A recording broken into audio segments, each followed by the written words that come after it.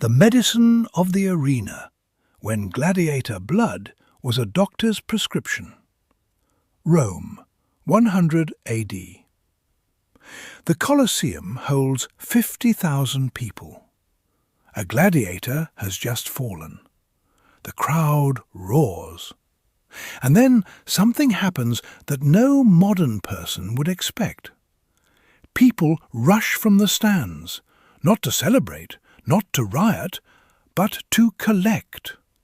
They are holding cups and small bowls. They are pressing toward the fallen man on the sand. They want his blood, not as a ritual, not as an act of violence, as medicine. According to the documented historical records of Roman physicians, including Pliny the Elder and Scribonius Largus, drinking the fresh blood of a gladiator was a prescribed medical treatment for epilepsy. This actually happened, and the story of why is stranger than any fiction. The 2nd century AD is the period that historians call the height of Roman civilization. The empire stretches from Scotland in the northwest to Mesopotamia in the east. The infrastructure, roads, aqueducts, legal systems, connects a population of roughly 60 million people under a single administrative framework. Rome itself is a city of 1 million people, the largest urban concentration on Earth. And at its physical and psychological centre stands the Flavian Amphitheatre, the building the world knows as the Colosseum. On a games day, the Colosseum is operating at full sensory intensity.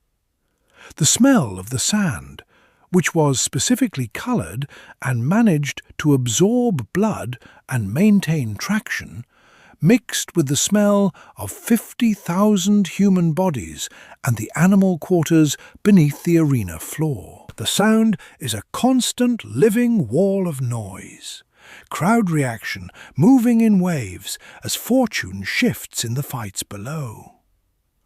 The visual scale of the building itself, 4 stories of arched stone rising above the city, the largest structure most Romans had ever seen, communicated the power of the empire that built it before a single sword was drawn.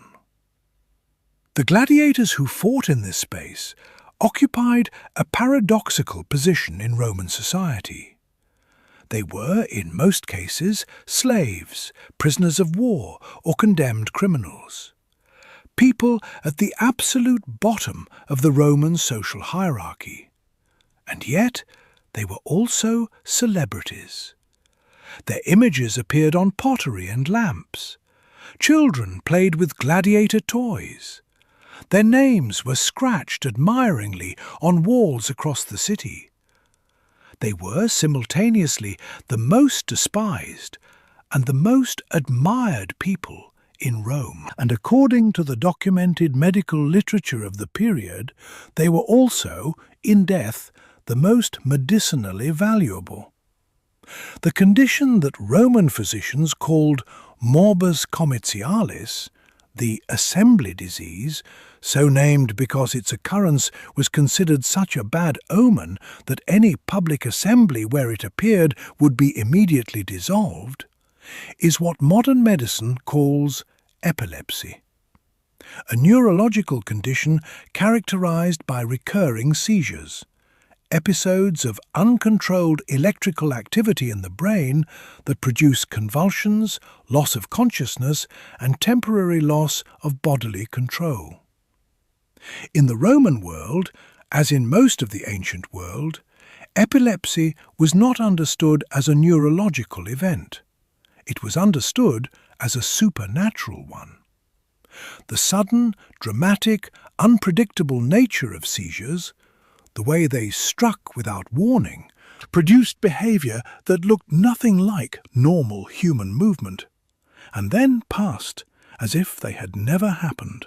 fit perfectly into a framework where the boundary between the human and the divine, or demonic, was considered permeable. The ancient Greek physician Hippocrates, writing in the 5th century BC, had specifically argued against the supernatural interpretation of epilepsy in his text On the Sacred Disease, one of the earliest examples in Western history of a physician insisting that what appeared to be divine intervention was in fact a natural physical process of the body. But Hippocratic rationalism competed continuously with popular belief, and in the Roman world of the 2nd century AD, despite centuries of Greek medical influence, the belief that epilepsy represented some form of supernatural affliction, a divine punishment, a demonic possession, a curse from an offended god, remained widespread. This belief had direct consequences for how people sought treatment. If the cause was supernatural, the cure needed to be equally powerful. And in Rome, there was one category of human being whose life force, whose vitality, whose essential energy was considered to be operating at a level qualitatively different from ordinary people. The medical prescription of gladiator blood for epilepsy is not a rumour or a legend that historians have pieced together from vague references. It is documented in the formal medical literature of the Roman period, written by physicians who were the recognized experts of their time, and whose works were copied and consulted for centuries after their deaths. Aulus Cornelius Celsus, writing in the 1st century AD in his encyclopedic medical work De Medicina, one of the most important surviving documents of Roman medical knowledge, discusses treatments for epilepsy that include the use of substances derived from human sources. Scribonius Largus, a Roman physician who served as court doctor to the Emperor Claudius in the 1st century AD, and wrote a detailed pharmacological text called Compositiones, documents specific medical formulations involving blood. The theoretical framework that made this prescription medically logical, within Roman medical understanding, was the concept of vital force. Roman physicians, drawing on a tradition that blended Greek Hippocratic theory with Roman philosophical ideas, understood the human body as animated by a specific life energy. In people with epilepsy, this energy was considered deficient or destabilized, which was why the brain lost control during seizures. The therapeutic logic was therefore straightforward. Introduce into the patient's body a concentrated dose of the most potent vital force available. And in the Roman world, there was no more potent symbol of vital force than a gladiator. These were men selected for their physical peak condition, trained to a level of fitness that ordinary Romans never achieved, and proven in combat. Their blood was not just blood. It was the distilled essence of physical courage and strength.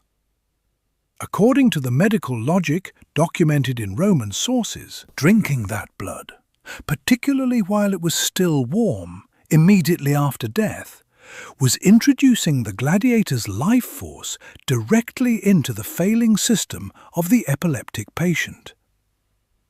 The practical scene that the historical record describes is one of the most extraordinary intersections of spectacle and desperation in the ancient world. A gladiatorial combat concludes.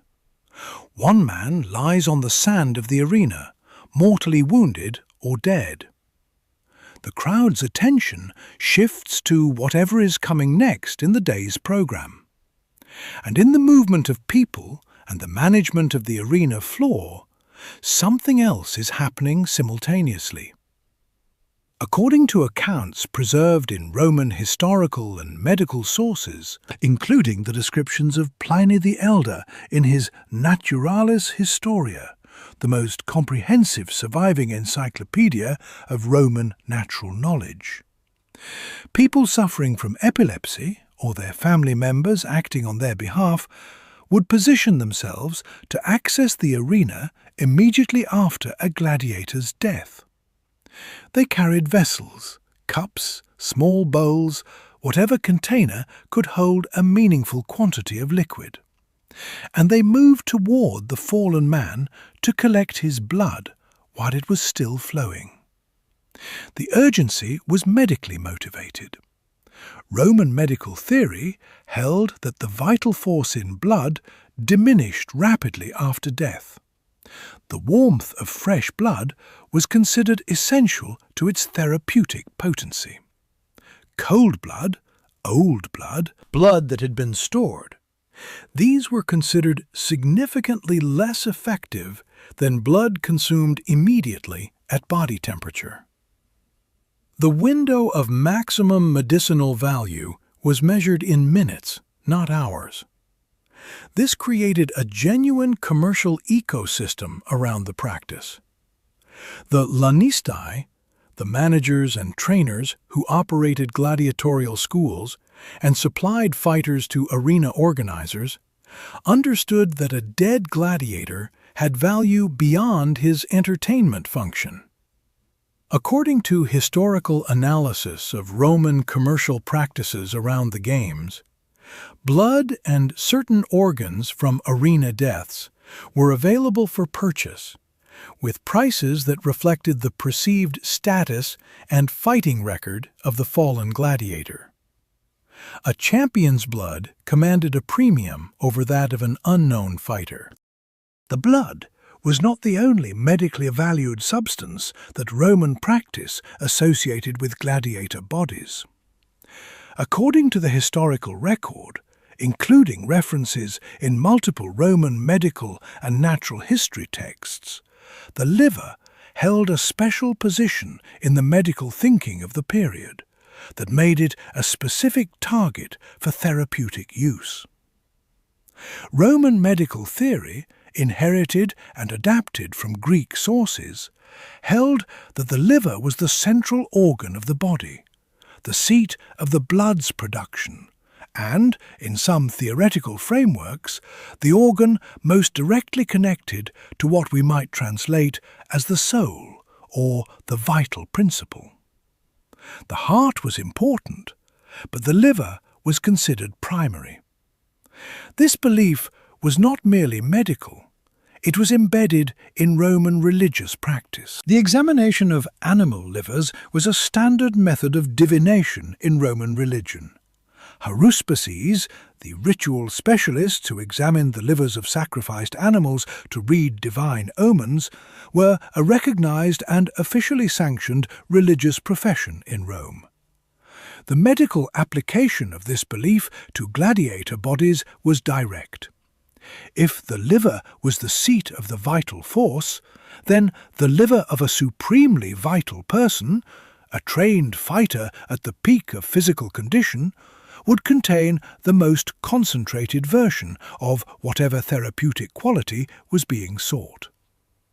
According to the sources, the consumption of liver tissue from recently killed gladiators was documented as a treatment for epilepsy, alongside the blood-drinking practice. The social reality of what this looked like, people consuming organ tissue from human bodies in and around a public entertainment venue, sits at the intersection of what Roman culture classified as medical necessity and what modern frameworks would classify very differently.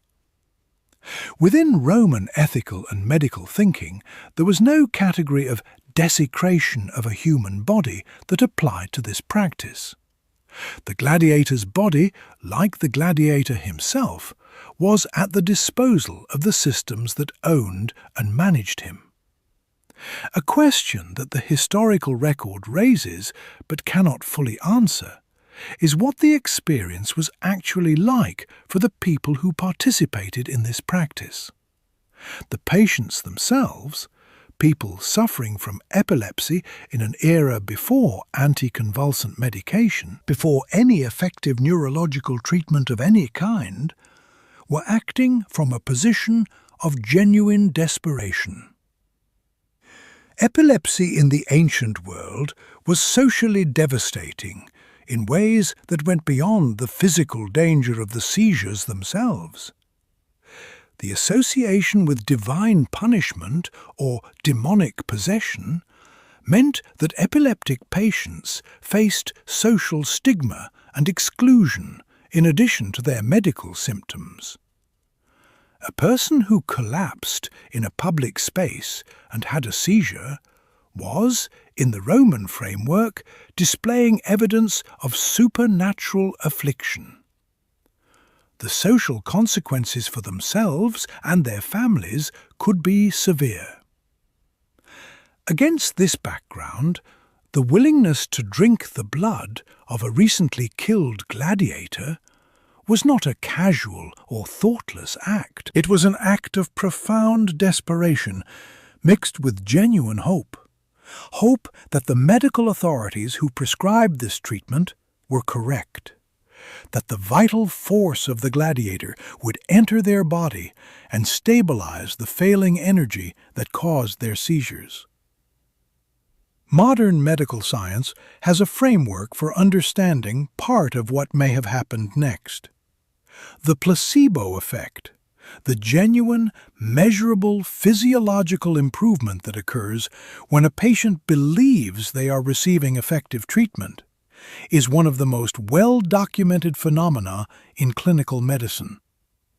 A person with epilepsy who consumed gladiator blood, in a state of intense belief that it would help them, may well have experienced a period of reduced seizure frequency.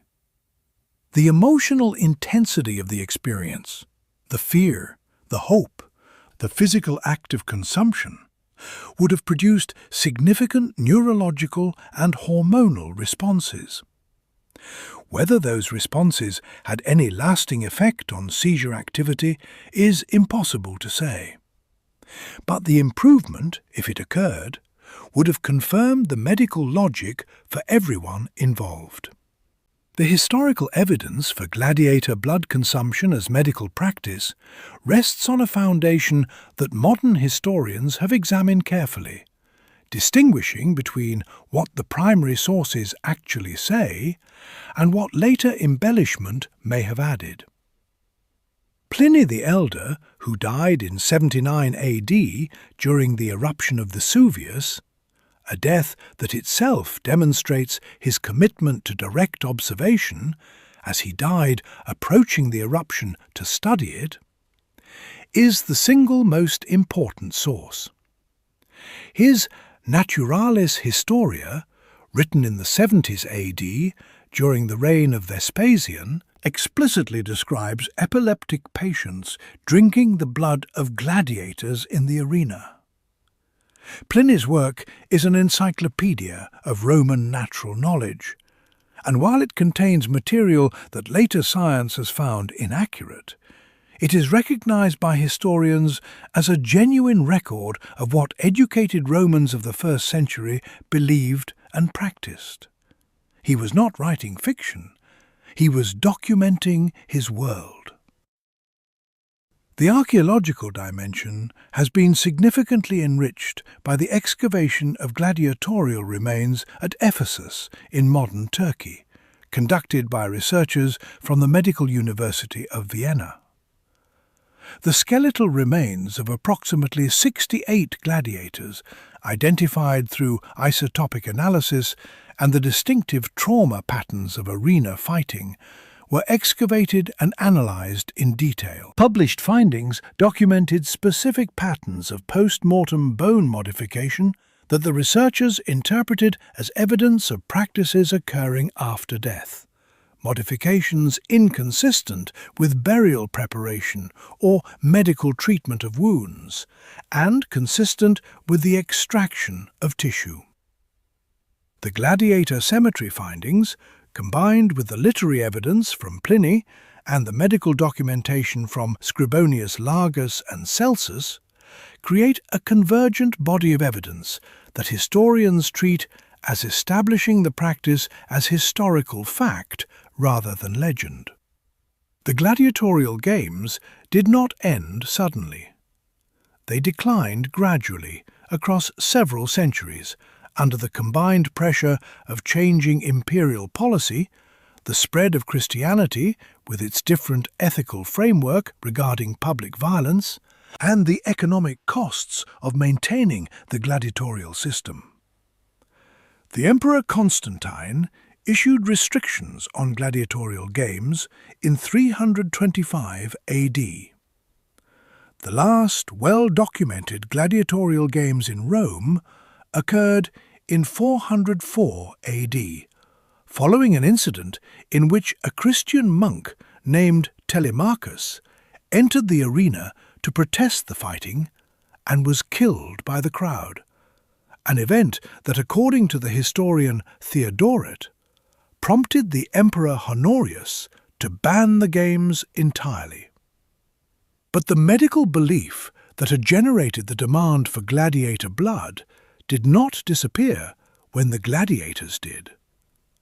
The underlying theory that consuming the vital essence of a powerful living creature could transfer that vitality to a sick person persisted. What changed was the source material. According to historical documentation of post-Roman and medieval medical practice, the therapeutic use of blood from various sources continued for centuries after the end of gladiatorial combat. The specific prestige of gladiator blood was replaced by blood from other sources considered to carry particular vitality. Certain animals, executed criminals in some documented European practices, and various other sources that preserved the underlying logic while substituting more available materials. The spread of Christianity introduced a theological complexity around the consumption of human blood that the Roman world had not experienced.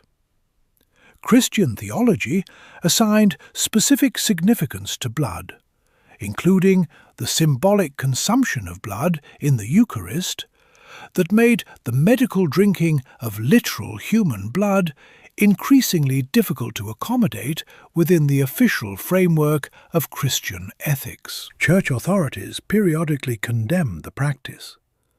The condemnations, repeated across several centuries, suggest that the practice persisted despite them.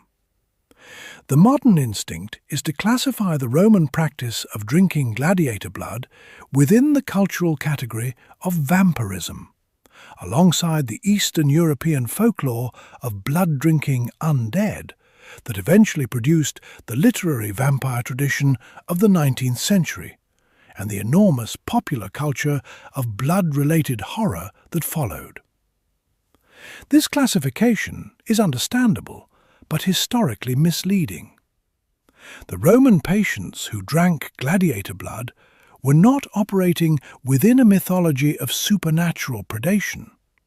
They were operating within the framework of rational medicine as their culture defined it. The physicians who prescribed the treatment were the equivalent of medical specialists in their society, educated, credentialed, operating within an established theoretical tradition. The treatment was recorded in medical textbooks, not in folklore collections. The distance between this practice and modern medicine is not a distance between the irrational and the rational. It is a distance between two different frameworks of rationality, operating with completely different information. Roman physicians did not have germ theory, neurological science, anticonvulsant pharmacology, or any of the technical foundations that make modern epilepsy treatment possible. Working within the framework they had, which was genuinely the most advanced medical thinking available in the Western world at that time, they reached conclusions that were logical within their theoretical system. A parallel practice that reveals the longevity of the underlying logic is the use of powdered Egyptian mummies as medicine in European pharmacies of the 16th and 17th centuries. The practice, documented in European pharmacological literature of the period, involved grinding mummified human remains into powder and prescribing it for various conditions. The theoretical justification drew on ideas about the preserved life force of the dead that descend directly from ancient medical thinking. Pharmacies in London, Paris, and across Europe stocked mummy powder as a legitimate medical product well into the early modern period. Pull back from the specific details, the cups held out in the Colosseum, the warm blood, the desperate hope of people with no other options, and look at what this history actually reveals about the human relationship with suffering and the search for relief from it. The gladiators of Rome died for the entertainment of an empire. In the moments after their deaths, they were used again, this time by people who had no connection to the political and economic systems that had brought those men to the arena. People who were simply sick and frightened and willing to try anything that a physician told them might help. The historical record of gladiator blood as medicine is ultimately a record of human desperation meeting human ingenuity within the limits of available knowledge. The Roman physicians who documented and prescribed this treatment were not cynics exploiting the vulnerable. They were practitioners working at the edge of what their science could offer, reaching for whatever theoretical resources they had to address conditions that they could observe but not explain or effectively treat. That is what medicine always looks like at its frontier. The tools change, the desperation does not.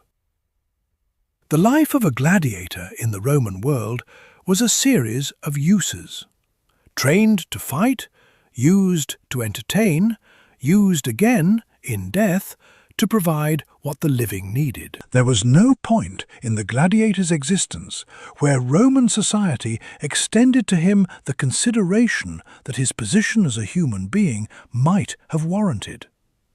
And the history of medicine, in this specific chapter, is written in that absence.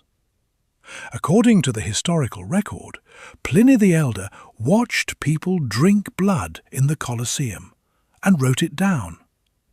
He did not condemn it. He did not celebrate it. He documented it, because that is what happened, and because history is sometimes darker than the stories we prefer to tell about ourselves. That darkness is also part of who we are, and understanding it is part of understanding how we got here.